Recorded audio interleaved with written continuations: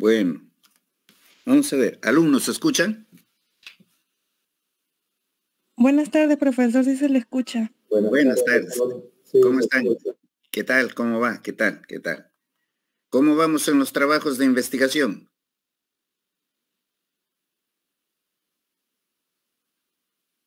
En lo particular, bien, profesor, avanzando. Ya, ¿sobre qué es tu trabajo, Stephanie? Profesor de la compraventa. Ah, ya. ¿Todo el contrato de compra-venta? ¿O algún aspecto? ¿Algún tema de Eh, compra-venta? sí, o sea, sí, se tiene lo fundamental de la compraventa, pero enfocado a un caso práctico que suscitó en mi familia. Ah, ya, ya, ya. Sí, enfocado Ya, está en ese bien, caso. está bien, está bien. Bien, Stephanie. Bueno, todos tienen que avanzar en su contrato ya en la próxima clase. Desde la próxima clase comenzamos más o menos a hacer un control al respecto.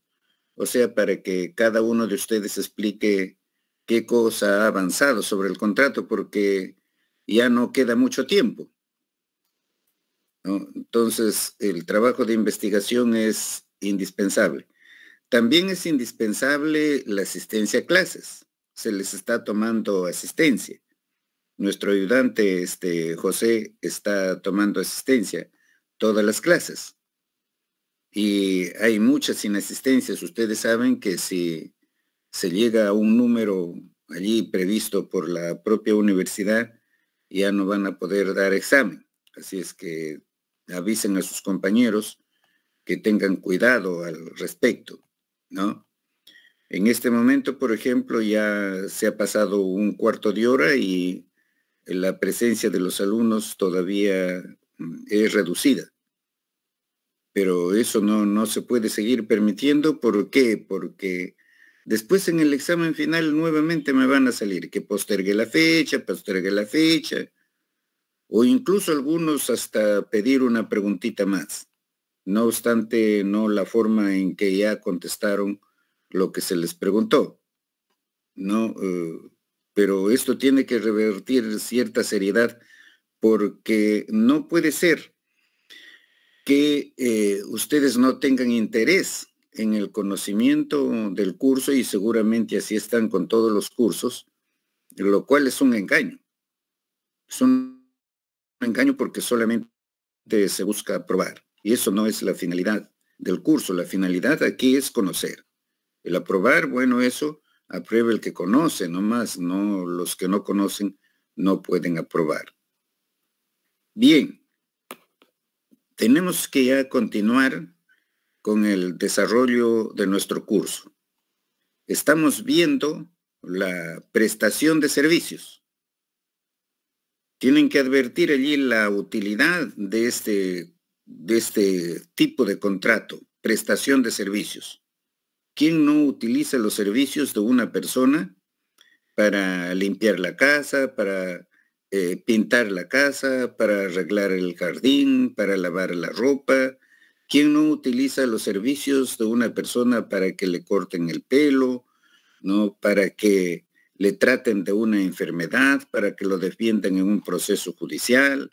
¿Quién no utiliza los servicios de una persona para que, no por su cuenta y por su interés, celebren uno o más actos jurídicos, para que hagan los estudios para la construcción, por ejemplo, de un departamento, de una casa, o para que construyan ya ese departamento, esa casa?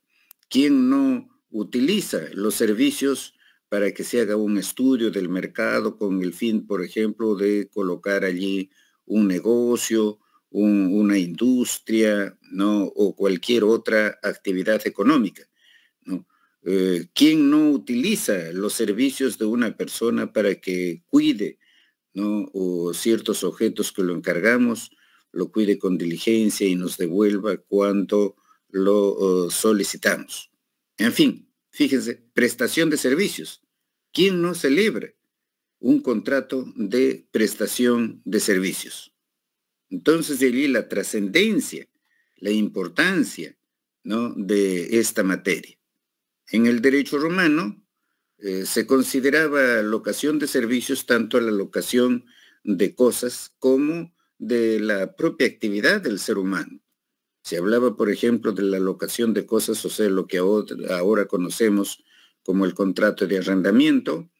También se hablaba de la locación de servicios, o sea, no, la prestación de servicios allí consistía pues en prestar una actividad material o intelectual, y también se hablaba de la locación de obra, ¿no? La locación de obra, lo que ahora se conoce como el contrato de obra, ¿no? No se diferenciaba allí entre no prestar un bien, ceder el uso de un bien o prestar un servicio. ¿Por qué? Porque en aquella época los servicios eran igual que las cosas, puesto que generalmente los servicios eran prestados por los esclavos, y los esclavos no eran personas, sino los esclavos eran cosas. Por eso es que con facilidad se hablaba allí de locación de servicios o de locación de obra, ¿no? Ahora eso ya con el código vigente, nuestro código civil vigente, ha cambiado. Se mantiene, por supuesto, la locación conducción para las cosas, o sea, para el arrendamiento, locación conducción de arrendamiento. Allí incluso no es difícil hablar de locador y de locatario, ¿no? Pero tratándose de la locación de servicios o la locación de obra o el contrato de mandato o el contrato de depósito o el contrato de secuestro, ¿no? Ya no es posible utilizar, ¿no?, esa expresión locación de servicios, porque detrás del servicio está el ser humano no es una cosa. Y el servicio que presta el ser humano, sea material o intelectual, no es la actividad fundamental que desarrolla para poder subsistir. Es el medio no más importante para poder subsistir él y su familia. Y así está consagrado incluso en la propia Constitución, si no me equivoco, en el artículo 42. Ahora la locación de servicios, como hemos visto, está regulado en nuestro código y comprende tanto la locación, conducción de cosas, el contrato de obra, el contrato de mandato, el contrato de depósito y el contrato de servicios. Esas son las modalidades del contrato de prestación de servicios. Detrás de estas modalidades está, como vemos, ¿no?, la actividad del ser humano. ¿Y qué es lo que se busca con esto? Lo que se busca con esto es que el prestador del servicio realice pues una actividad material o intelectual en interés del comitente, o sea, a la otra parte se le denomina comitente, no, ya no se le denomina locatario. Sin embargo, en la doctrina siempre van a encontrar ustedes esas expresiones. Esas son las modalidades del contrato, ¿no?, de prestación de servicios. Modalidades del contrato de prestación de servicios. Detrás de ello, como hemos manifestado, está la actividad del ser humano. En algunos de ellos, lo fundamental, lo esencial, es el servicio que se presta, que se debe prestar diligentemente, responsablemente, el servicio.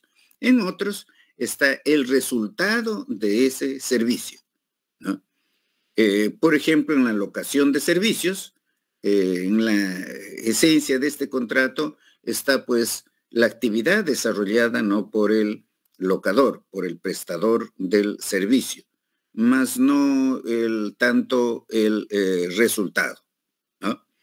Por eso se habla en estos casos de obligaciones de medios y obligaciones de resultado. En las obligaciones de medios, lo esencial de la prestación del deudor es el trabajo diligente que tiene que realizar para satisfacer el interés del acreedor.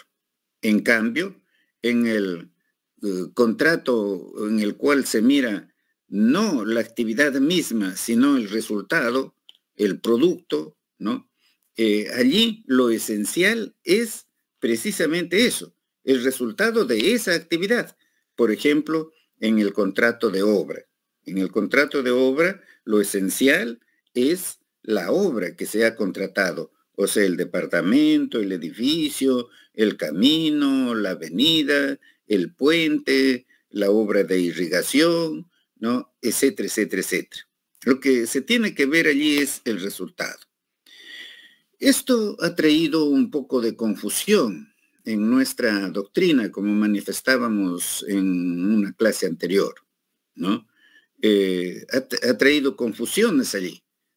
Por ejemplo, se dice que si un médico se obliga a curar al enfermo y a que le paguen solamente si el enfermo se cura, eso sería un contrato de obra. El abogado que se obliga a defender a su cliente, pero que la remuneración se le va a pagar solamente si gana el juicio, eso sería un contrato de obra, ¿no? En cambio, si el médico se obliga a curar al enfermo, ¿no?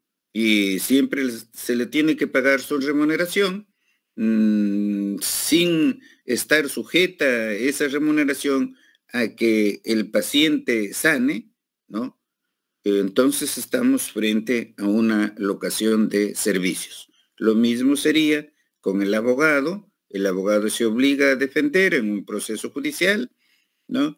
Y él no garantiza el resultado del juicio, ¿no? Solamente garantiza que va a realizar una actividad diligente, una actividad de acuerdo a su experiencia, de acuerdo a sus conocimientos jurídicos, ¿no? Y se le tiene que pagar a la remuneración, gane o pierda el juicio. Entonces, eso es una locación de servicios. En cambio, el contrato de obra, allí sí, ¿no? Lo que tiene que ver es el resultado. Eso no está regulado tan claramente en nuestro código. Por eso es que es necesario que en el futuro se aclare bien esto, ¿no?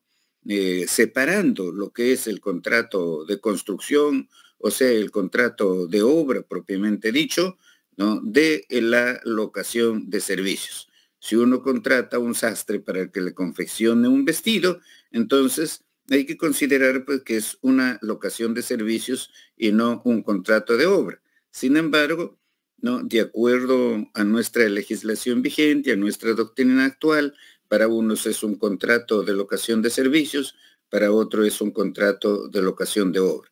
Lo de obra en realidad debería quedar, como sucede en el Código Civil italiano con el contrato de appalto, o sea, es el que está dedicado a la construcción de un inmueble cualquiera, de un departamento, un edificio, ¿no? De un complejo deportivo, de una avenida, de un aeropuerto, de un terminal marítimo, de una carretera, ¿no? Etcétera, etcétera, etcétera, ¿no? Y en todos los otros casos, cuando el servicio se presta para arreglar un jardín, para una defensa judicial, para curar a un enfermo, para no confeccionar un vestido, para que nos corten el cabello, etcétera, etcétera, allí no se debe estar frente al contrato de locación de servicios, y no a un contrato de obra. No hay mayor problema con el contrato de trabajo, que ya hemos visto las diferencias que hay entre el contrato de locación de obra y el contrato de locación de servicios. Eso ya lo hemos visto en una clase anterior, ¿no? El contrato de trabajo pues tiene una regulación muy particular y muy amplia y muy confusa, contradictoria en nuestro medio. Es necesario que eso también se unifique en un código del trabajo, que no es difícil hacerlo, sino que hay muchos intereses allí que no lo permite. Entonces, repasemos rápidamente, ¿no? ¿Qué es lo que establece nuestro código con relación a la prestación de servicios, ¿no? O sea, las reglas generales, comunes al contrato de locación de servicios, al contrato de depósito, al contrato de mandato, al contrato de obra, al contrato de secuestro, ¿no? Todos ellos son modalidades de la prestación de servicios. La prestación de servicios está regulada en el artículo 1755 y siguientes. El 1755 prescribe: por la prestación de servicios se conviene que estos o su resultado sean proporcionados por el prestador al comitente. O sea, fíjense ustedes, el objeto del contrato de prestación de servicios, ¿qué cosa es? Es el servicio material o intelectual que proporciona el prestador de servicios. ¿El prestador de servicios a quién? Al comitente. Entonces, ¿quiénes son las partes en este contrato de prestación de servicios? Son, ¿no?, el prestador del servicio, el que realiza el servicio, de un lado, y de otro lado, el comitente. En la locación de servicios se llama así: prestador del servicio y comitente. Comitente, la persona a favor de quien se presta el servicio, ¿no? En el contrato de obra se denomina al prestador del servicio, se le denomina contratista o también constructor, ¿no? Y al dueño de esa obra se le denomina comitente. En el contrato de mandato, ¿no?, al que encarga realizar uno o más actos jurídicos a otra persona, al que hace el encargo ese, la persona para quien se va a celebrar esos actos jurídicos es el mandante. Y el prestador, el prestador del servicio es el mandante, ¿no? Él es el que va a realizar el servicio, él es el que va a celebrar los actos jurídicos por cuenta y en interés del mandatario, o sea, la otra parte.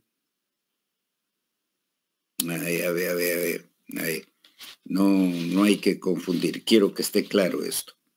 Contrato de mandato. Las partes son el mandante y el mandatario, ¿no? Si ese contrato es con representación, allí una de las partes es el mandante con poder, o sea, el representante, y la otra parte es el representado. En el contrato de depósito es el depositante y el depositario. En el contrato de secuestro también se le llama, ¿no?, depositante o depositario, también. Pero allí la denominación apropiada, correcta, es secuestrante, que es el que hace el depósito, los que hacen el depósito, porque tienen que ser dos o más, porque allí se trata de que las personas hacen el depósito de un bien sobre el cual están en litigio, ¿no? Y la otra parte tiene que ser el secuestratario. Pero no se ha utilizado esas denominaciones porque simple y llanamente no aparece en el diccionario de la Real Academia. Pero el hecho de que no aparezca en el diccionario de la Real Academia no quiere decir, ¿no?, de que estas partes apropiadamente su denominación es esa: secuestrante y secuestratario, ¿no? En la doctrina incluso van a encontrar ustedes esas denominaciones. Esas son las partes que intervienen, ¿no?, en este contrato. Precisamente el artículo 1756 nos dice cuáles son las modalidades del contrato de prestación de servicios. Al disponer: son modalidades de la prestación de servicios nominados la locación de servicios, el contrato de obra, el mandato, el depósito y el secuestro. Esas son las modalidades del contrato de prestación de servicios. Pero además, por supuesto, ¿no? Hay otros contratos que no quedarían comprendidos en estos, como son aquellas obligaciones por las cuales una se obliga a dar y la otra no a hacer, o viceversa. A eso se refiere el artículo 1757. Son también modalidades de la prestación de servicios y les son aplicables las disposiciones contenidas, dice en este capítulo, los contratos innominados de doy para que hagas y hago para que des. Doy para que hagas y hago para que des. Son modalidades de la prestación de servicios. O sea, en todos estos contratos de prestación de servicios, el objeto principal es la actividad humana que tiene que desarrollar el sujeto del deber. Está de por medio la actividad humana, ¿no? Además de estas modalidades expresamente señaladas allí, están pues todas aquellos contratos innominados que consistan en que una de las partes da a cambio de que la otra haga algo, ¿no? O en que una de las partes hace algo a cambio de la otra, ¿no? A que dé algo. Por ejemplo, un contrato de exposición. Se presenta un cuadro allí a uno que tiene un taller de exposición a fin de que lo coloque allí, lo pueda exhibir el cuadro, ¿no? Etcétera. ¿No? Ese es un contrato también de prestación de servicios. Una de las partes está prestando el servicio de exhibir ese bien frente a un tercero. O se colocan también otros ejemplos, como por ejemplo el de portería, el contrato de portería, en que el prestador del servicio se dedica allí a cuidar el ingreso y salidas de personas a un establecimiento, hacer la limpieza, controlar el ascensor, ¿no? Etcétera, etcétera. O el contrato, ¿no? De consignación, ¿no? El contrato de consignación por el cual una de las partes se entrega a otra, a un comerciante, al público, por ejemplo, le entrega un bien para que lo ofrezca al público y lo venda, señalándose, por supuesto, allí las condiciones de la venta, especialmente el precio.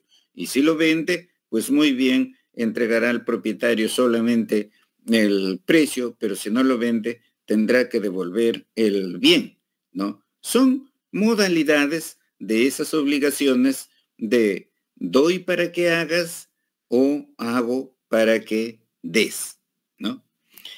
Bien, el artículo 1758 se refiere a la presunción de aceptación entre ausentes. Ya ustedes saben, ¿no?, que el acto jurídico es manifestación de voluntad. En la esencia del acto jurídico está la voluntad declarada, la voluntad manifestada.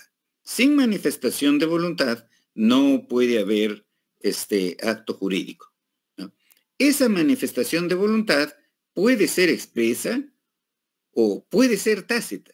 A veces, incluso a veces, se puede derivar del silencio, porque como sabemos, por regla general, por principio, el silencio no constituye manifestación de voluntad. Quien calla no otorga. Quien calla no dice ni sí ni no. Quien calla no acepta ni rechaza. Simplemente guarda silencio. Pero en algunos casos, por disposición de la ley o por acuerdo de las partes, el silencio puede constituir manifestación de voluntad.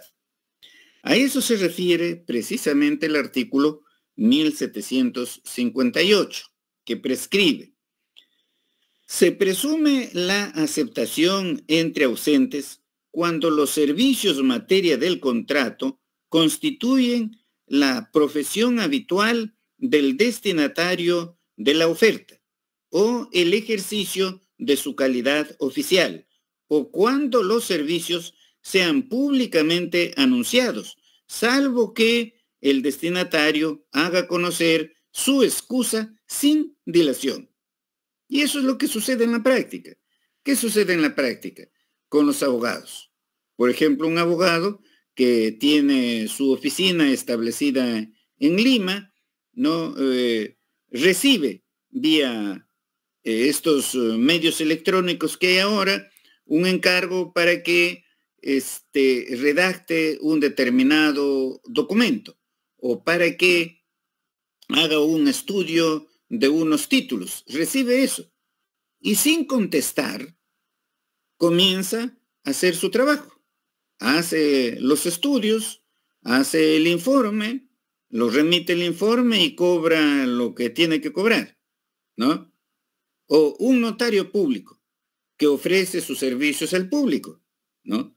Y esto sucede con frecuencia. Por ejemplo, alguno de sus clientes, un banco, le remite unas letras para protestar y el notario encarga allí a su funcionario para que proteste las letras, para que vaya al lugar, ¿no?, del deudor y proteste la letra, sin contestar allí que acepta hacer el trabajo, pero ya está, ¿no?, haciendo el trabajo, ¿no? En casos como esos, no es necesaria la aceptación expresa, no es necesario, ¿no?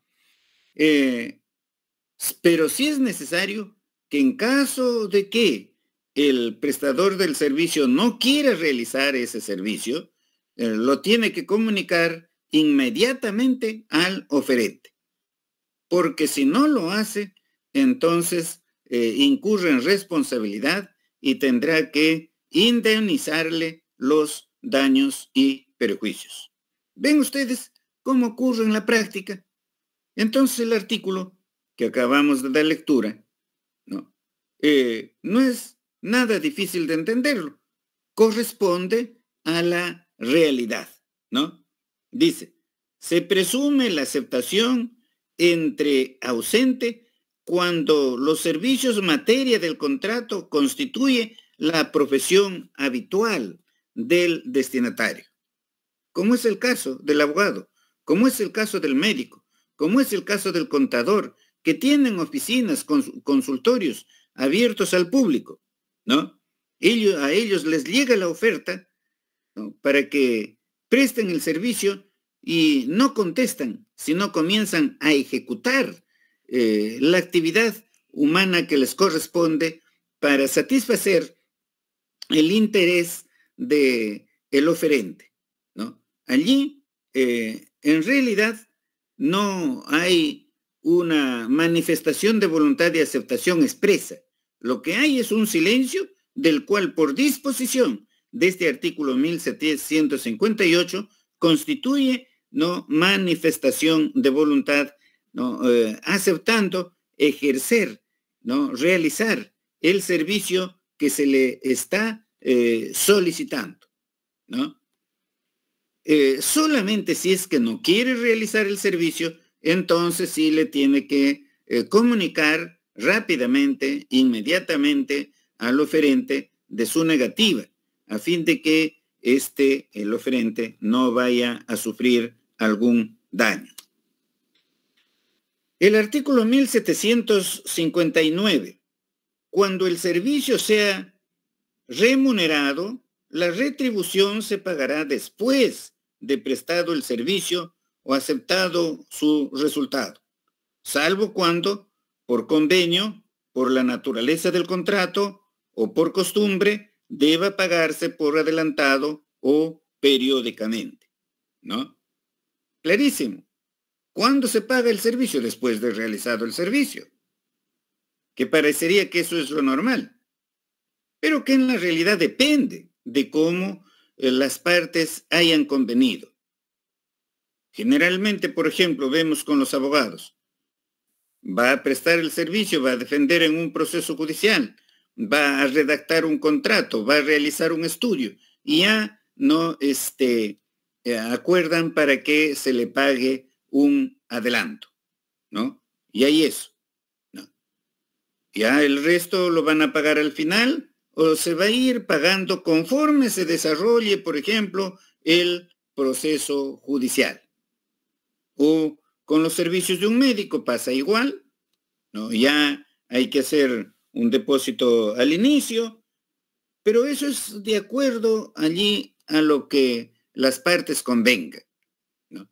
Si no hubiese acuerdo de las partes, solamente allí se aplicará lo que dispone la norma, o sea, que se pagará el servicio después de haber sido realizado o después que se acepta, ¿no? El resultado, como sucede, por ejemplo, con el contrato de obra, que se pagaría la obra realizada una vez que se ha realizado el servicio, lo cual también en la práctica generalmente no es así, porque en la práctica, especialmente para la construcción de edificaciones, de edificios, de casas, de departamentos, siempre se le da un adelanto, ¿no? Allí tienen que tener en cuenta ustedes la realidad, ¿no? El derecho es realidad social.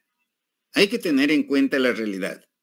El constructor va a querer que le den una suma grande al inicio. El constructor va a querer que le den por materiales una cantidad grande al inicio, con el firme compromiso de que va a comenzar a ejecutar la obra en tal fecha. Recibe el adelanto y luego no ejecuta la obra. Se le exige y no ejecuta la obra. Eso se ha convertido en nuestro medio casi en una regla. Por eso hay que tener en cuenta que al inicio no hay que darle cantidades elevadas al contratista, no, al constructor, no, sino que es mejor hacerlo progresivamente conforme al avance de obras. Incluso ustedes pueden aconsejar a su cliente para que el cliente él mismo vaya, por supuesto, con el constructor a comprar los materiales, porque le da el dinero al constructor para que cumple los materiales, para que compre los materiales y luego no cumple con hacer la compra. Y al final resulta con una serie de pretextos, incluso que le robaron el dinero y por eso no pudo comprar, ¿no? Se ha convertido eso en una práctica en nuestro medio, de la cual no sé cómo vamos a salir porque es una cuestión de su desarrollo cultural, es una cuestión de que no funciona bien las autoridades que están encargadas de administrar justicia, ¿no? De eso no vamos a salir de la noche a la mañana, ¿no? Pero hay que trabajar para poder salir de ello. Entonces, eso en cuanto a la oportunidad del pago de la retribución. Como ustedes saben, estas normas, ¿no?, sobre derecho patrimonial, especialmente en contratos, la mayoría no son normas imperativas, sino son normas dispositivas, solamente son de aplicación en el caso de que las partes no hayan acordado lo contrario. Yo estoy explicando, pero ustedes si tienen necesidad de intervenir, no intervienen, no hay problema. Creo que Stephanie quería intervenir, ¿o no? Ya. Eliane. ¿Usted? Yo sí, profesor. ¿Sí? Le quería, profesor, buenas noches, consultar por qué ya no se dice locatario y se dice comitente. Sí. Había entendido que todavía se usaba. Ya, sí. Como le explicaba, en el derecho romano no era difícil llamar locatario al que recibe el servicio. ¿Por qué? Porque allí el servicio era prestado ¿por quién? Generalmente por el esclavo. El esclavo no era persona. El esclavo era una cosa más. De manera que no había problema en tratar igual, ¿no?, a la locación-conducción de cosas como a la locación-conducción de servicios. No había ese problema. Incluso avanzado más el tiempo, se hablaba de la locatio conductio operarum, o sea, la locación de servicios, y la locatio conductio operes, que es el contrato de obra. Ahora hay una diferencia, ¿no?, en estos contratos. Es más, se diferencia, como hemos visto ya, la locación de servicios del contrato de trabajo. En el contrato de trabajo, no, lo esencial es la dependencia del trabajador hacia el patrono. En cambio, en la locación de servicios es la independencia, ¿no?, de el trabajador al patrón. Por esas razones es que, por ejemplo, en el contrato de obra se habla de contratista, ¿no? El contratista es el que va a realizar la obra, es el que va a ejecutar la obra, es el que va a prestar el servicio, ¿no? Y comitente es el dueño de la obra, es el dueño de la obra, ¿no?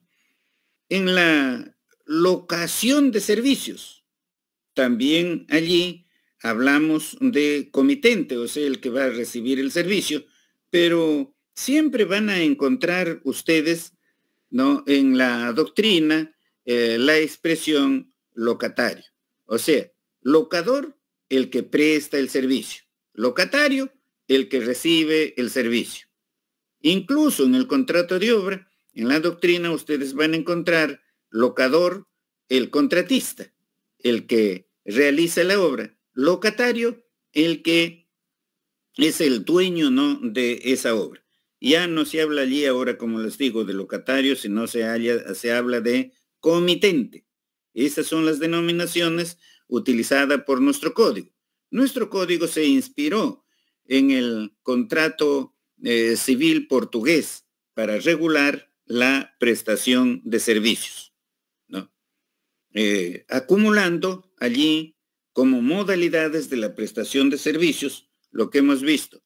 De la prestación de servicios, una cosa es la prestación de servicios, otra cosa es la locación de servicios.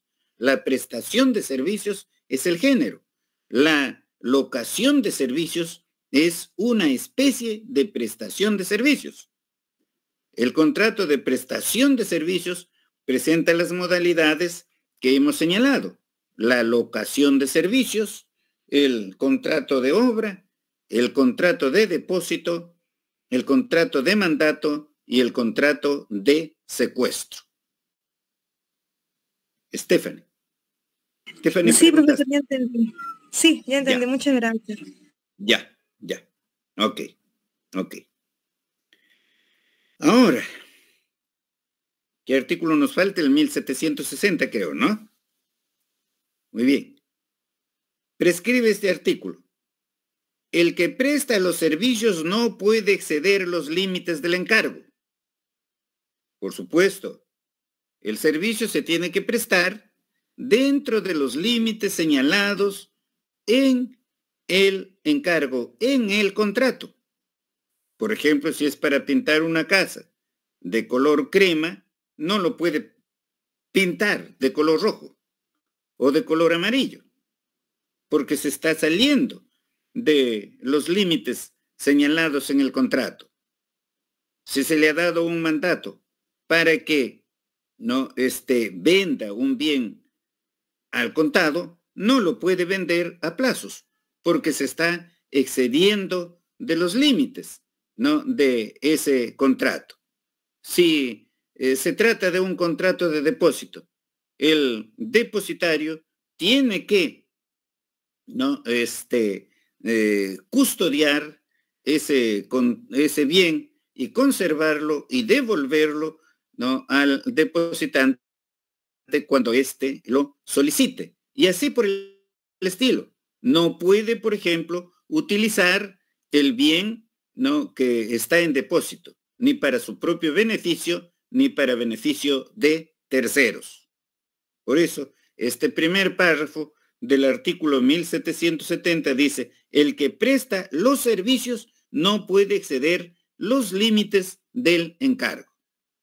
Lo cual es lógico, sentido común. El servicio se tiene que prestar dentro de los límites que se ha señalado en el convenio celebrado por las partes.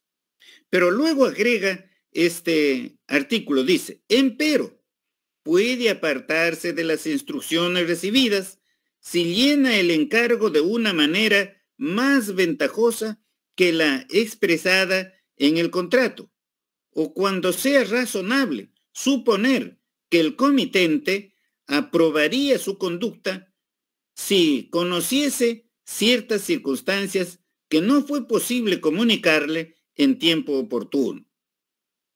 ¿No? El prestador del servicio no puede, como hemos visto, excederse de los límites del encargo que se ha previsto en el convenio respectivo. No puede. Salvo que lo haga ¿no? con mayor ventaja para el comitente, ¿no? Para el que recibe ese servicio. Que lo haga en una forma más ventajosa. Que le encargaron el pintado de las paredes de una casa, ¿no? Pero la puerta queda sin pintar y se le ocurre, ¿no? Corregir la pintura de la puerta, ¿no? Sin cambiar su color y eso lo está beneficiando al constructor. El constructor no se va a oponer a eso, sino va a agradecer, ¿no? Por la mejora en este servicio. En un contrato de depósito, lo normal, lo diligente es que el depositario cuide diligentemente el bien, que conserve el bien, pero eso no quiere decir que el depositario ponga, por ejemplo, un cuidado extraordinario allí, ¿no? En un contrato de obra, ahí con mayor razón, el contratista tiene que realizar la obra de acuerdo a los estudios que ha hecho el arquitecto, que ha hecho el especialista en instalaciones eléctricas, en instalaciones sanitarias, ¿no? De acuerdo, por supuesto, a las estructuras que han sido elaboradas ahí, el trabajo de estructuras realizado por el ingeniero estructural, ¿no? Tiene que hacerlo dentro de esos límites. Pero si encuentra allí que sería mejor, que sería necesario reforzar una columna porque el mayor peso, ¿no? de la construcción va a caer allí y eso está beneficiando al constructor y el constructor pues no se va a oponer, ¿no? No se va a oponer. Ya le comunica y el constructor, por el contrario, pues va a tener que agradecer, ¿no? Allí en el contrato de obra hay que tener ¿no? mucho más cuidado. Ustedes saben que con un sismo en Lima, lo que se produciría, porque hay inmuebles que están prácticamente cayéndose y la gente está viviendo allí. Pero yo he visto que cuando han habido sismos, muchas veces un edificio nuevo se viene abajo y un edificio antiguo sigue en pie, porque el edificio antiguo está bien edificado. En cambio, el nuevo no lo está, ¿no? Por hacer economías y todo eso, se hacen las cosas a veces a la ligera, ¿no? Allí, el constructor en realidad puede incurrir en responsabilidad. Pero ya ustedes saben, irse a un juicio allí, cuánto va a demorar ese proceso judicial. Creo que alguien quería intervenir. No, ¿no es cierto? Ya. Muy bien. Luego pasamos entonces al artículo 1761. Prescribe esta norma. Informado el comitente del apartamiento de las instrucciones por el prestador del servicio, el silencio de aquel por tiempo superior al que tenía para pronunciarse, según los usos, o en su defecto, de acuerdo con la naturaleza del asunto, importa la aprobación del encargo. O sea, el prestador del servicio ha hecho modificaciones, pequeñas modificaciones allí, para prestar el servicio en una forma más eficiente, que sea de mayor utilidad para el comitente. Pero tiene que comunicarlo al comitente.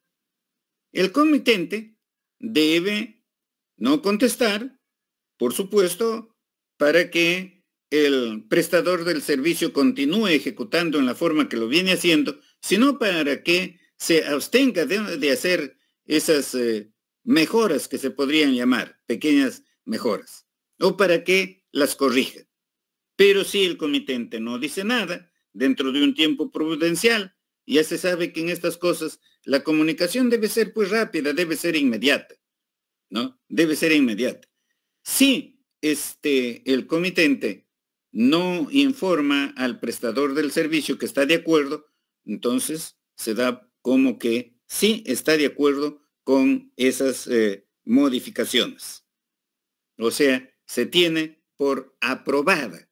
El silencio, fíjense, allí determina que el comitente ha aprobado esas modificaciones que se han hecho, esos agregados que se han hecho, ¿no? Para prestar un mejor servicio. Si no hay preguntas, continuamos, o hay alguien que quiere intervenir. Creo que don César quiere intervenir, ¿no? No, ya. Porque no dice nada. 1762. Vamos a ver qué dice el artículo 1762. Si la prestación de servicio implica la solución de asuntos profesionales o de problemas técnicos de especial dificultad, el prestador del servicio no responde por los daños y perjuicios causados, sino en caso de dolo o de culpa inexcusable, ¿no? Miren ustedes aquí la importancia de la responsabilidad civil contractual que ustedes han estudiado en Derecho de Obligaciones. Cuando se trata de la prestación de servicios profesionales o de problemas, pues, técnicos de especial dificultad, no solamente los profesionales realizan servicios que tienen dificultades, sino también los realizan los técnicos especializados, incluso hay técnicos que estudian en institutos superiores, ¿no? Allí, ¿no? El prestador del servicio dice, no responde por los daños y perjuicios que pueden resultar, ¿no? En la ejecución del servicio, en la prestación del servicio, sino únicamente si ha incurrido en dolo, o sea, si ha actuado intencionalmente con el propósito de causar daño al comitente. Allí sí responde.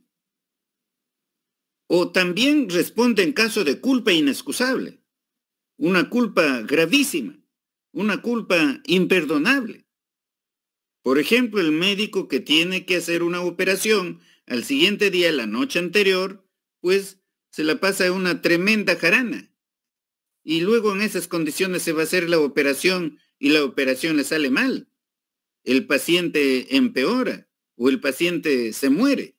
Ahí hay una culpa gravísima, una culpa inexcusable, una culpa que ya está en el límite del dolo y por supuesto responde por eso.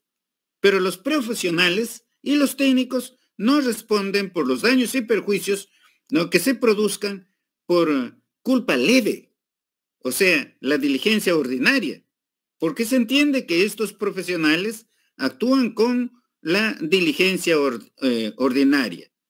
El técnico, el electricista, el mecánico, el abogado, el médico, el contador, el economista, etcétera, etcétera, etcétera, ¿no?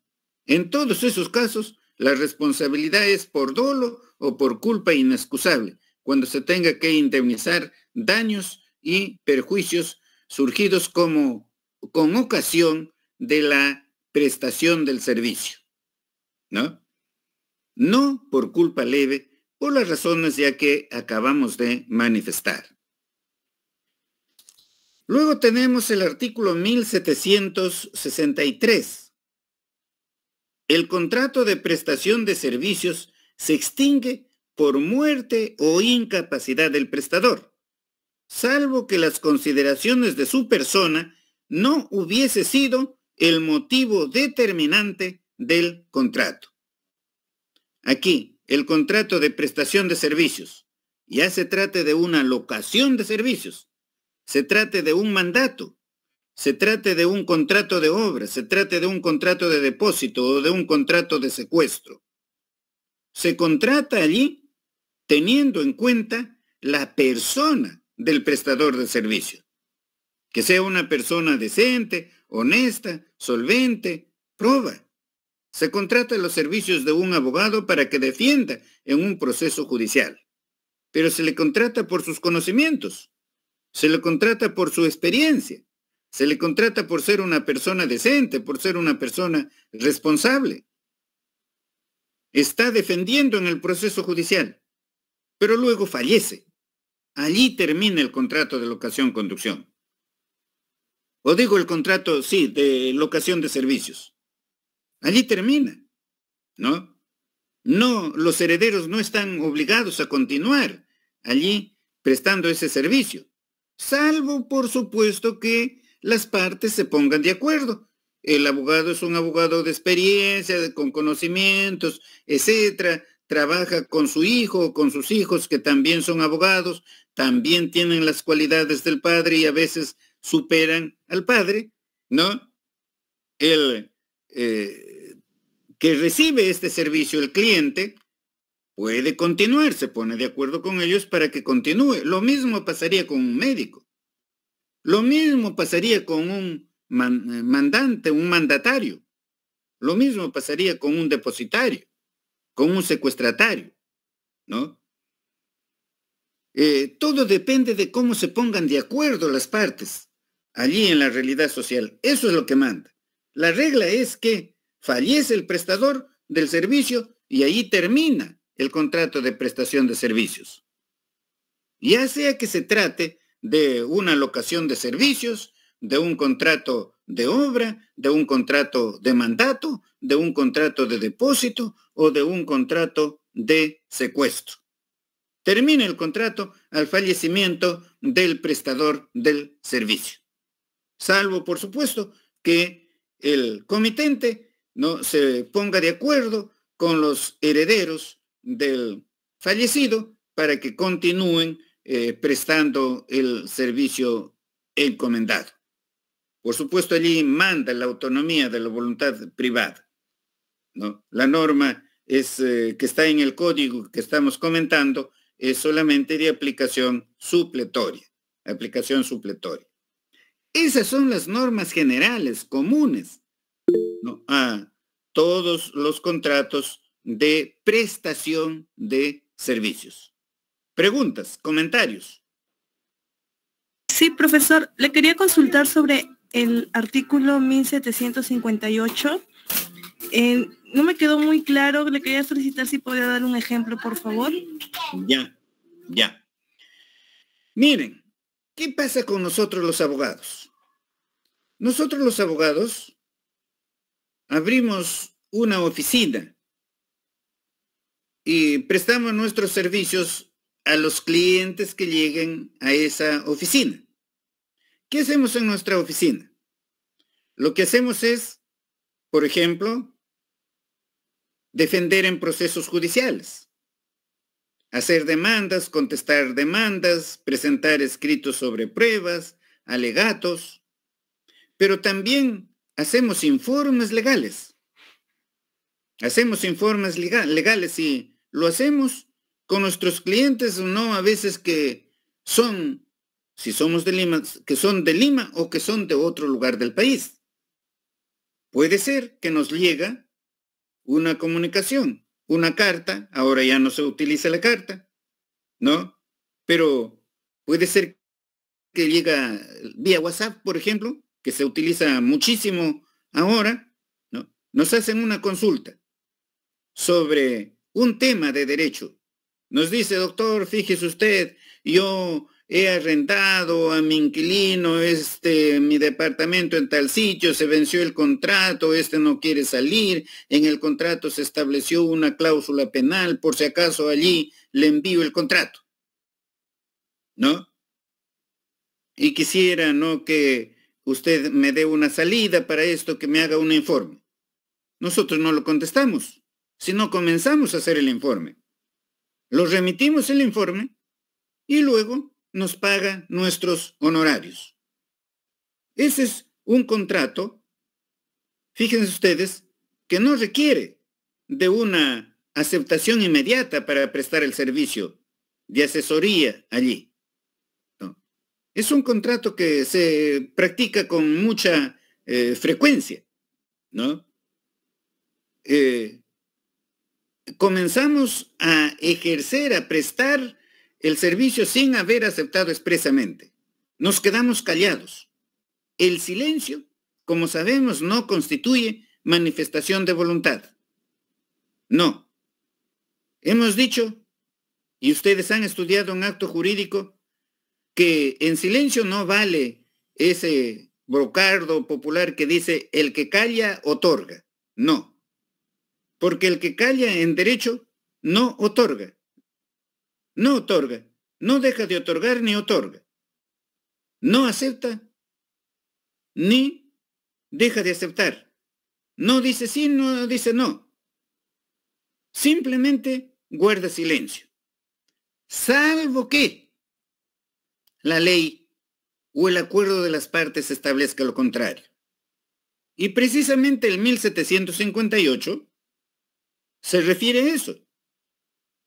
Dice, se presume la aceptación entre ausentes cuando los servicios en materia del contrato constituye la profesión habitual del destinatario de la oferta o el ejercicio de su calidad oficial, o cuando los servicios sean públicamente anunciados, salvo que el destinatario haga conocer de su excusa sin dilación, ¿no?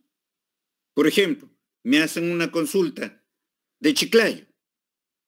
Le estoy hablando de hechos reales, prácticos, ¿no?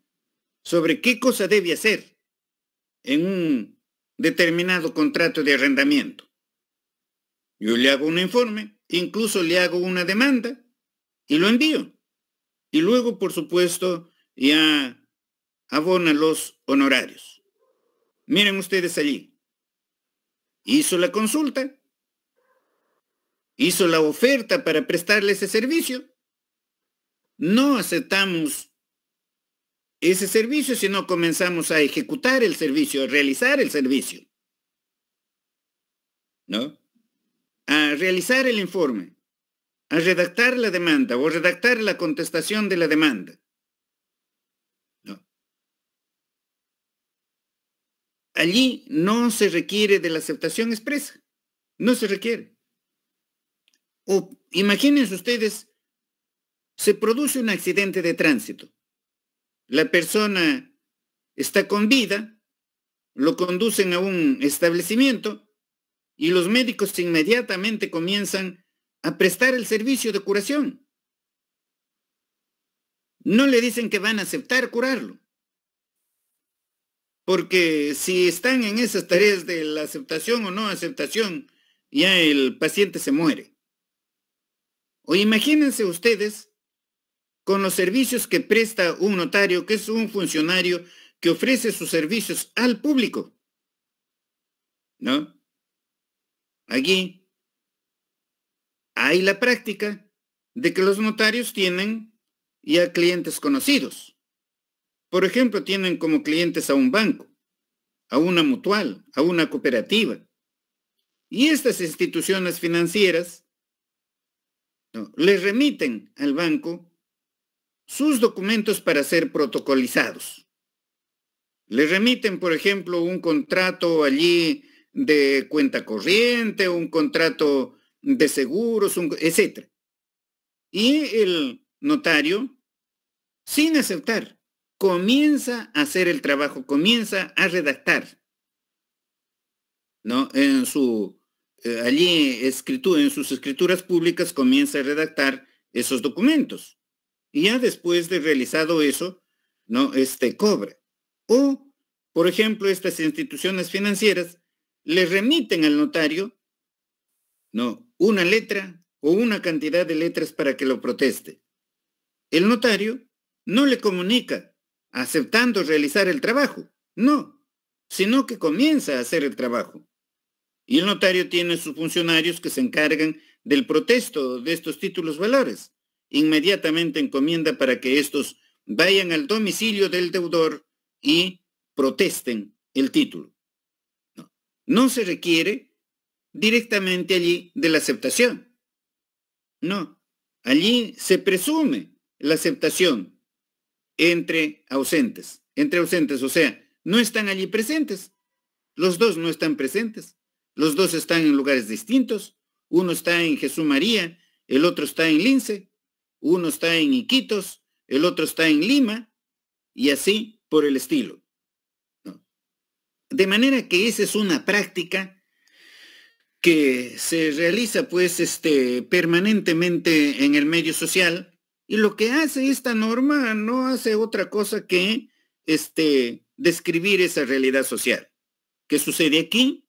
¿Qué sucede en Italia? ¿Qué sucede en España? ¿Qué sucede en Francia? Etcétera, ¿no? La norma regula, como hemos dicho, realidad social, ¿no? Se ha visto que eso sucede en la práctica y eso es lo que se regula allí en la norma. Si el que presta estos servicios, ¿no?, habituales, ¿no?, o de calidad oficial, o cuando el servicio sea públicamente anunciado, ¿no?, no es necesario que acepte. Solamente si no acepta, tiene que comunicarlo inmediatamente. No se comunica la aceptación, sino se comunica la no aceptación. Tiene que ofrecerlo inmediatamente al comitente, porque si no lo avisa y con eso le causa daño, entonces tendrá que indemnizar. El banco remite sus letras de cambio al notario X para que las proteste. Muy bien, el notario comienza a protestarlo sin aceptar que va a realizar el trabajo. Pero ya por la realización del trabajo eso implica pues que está aceptando. Pero si no va a realizar ese trabajo, lo tendrá que comunicar inmediatamente al comitente. Porque si no lo hace, esos títulos valores se perjudican, pierden la acción cambiaria, entonces el notario tendrá que indemnizar a su cliente. Sí. Sí, profesor. Sí, profesor. Justo le quería también adicionalmente consultar si es que la persona no comunicaba su negativa, pero tampoco tampoco respondía, tampoco ejecutaba la acción, entonces se consideraba como un incumplimiento o su obligación, ¿no? Entonces acarrearía indemnización. Claro, porque además sería pues una persona no responsable, una persona no honesta, una persona no proba, una persona no diligente, ¿no? En esas actividades hay que actuar con diligencia, hay que actuar con responsabilidad. Y usted como abogada así tiene que ser. Le hacen una consulta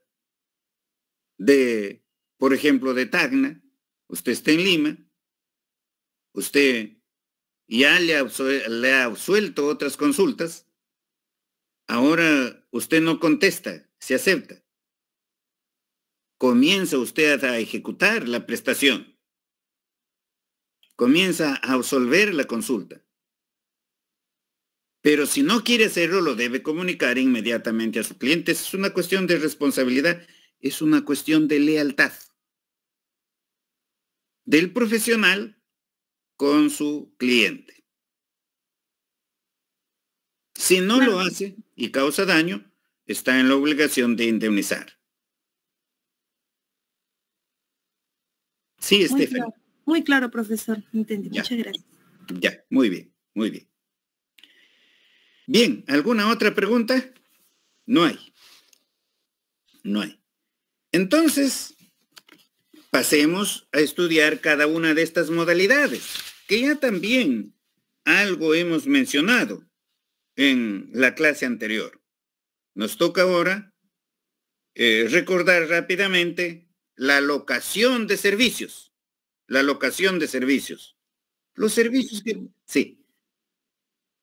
Ya, muy bien. Hacemos, alumnos, una pausa, un cuarto de hora, y volvemos, ¿ya? Está bien, profesor. Muy bien, ya, muy bien.